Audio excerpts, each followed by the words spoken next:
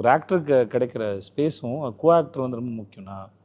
நான் நித்யாவோட ஒர்க் பண்ணது வந்து இட் வாஸ் ரொம்ப நல்ல எக்ஸ்பீரியன்ஸ். ஏன்னா இப்போ ஒருத்தர் மட்டும் நல்லா பண்ணாங்கன்னா அது வந்து நல்லா அவ்வளோ இதுவாக இருக்காது. ஆமாம், இன்னொரு ஆக்டரு அவங்க ஏதாவது பண்ணும்போதில் உங்களை உங்களை உங்களை ட்ரிகர் பண்ணுற மாதிரி தான்.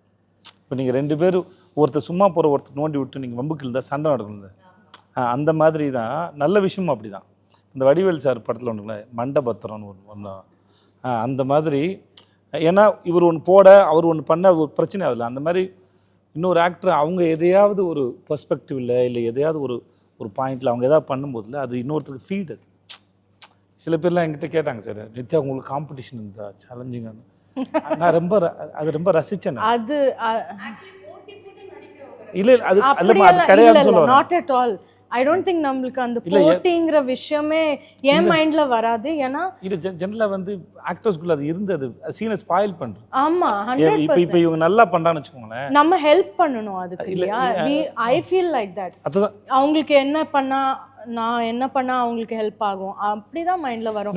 போட்டிங்கிறது வரவே கூடாது. நல்லா நடிக்கிறத நானே ரசிக்கலன்னா எப்படி அதுங்க?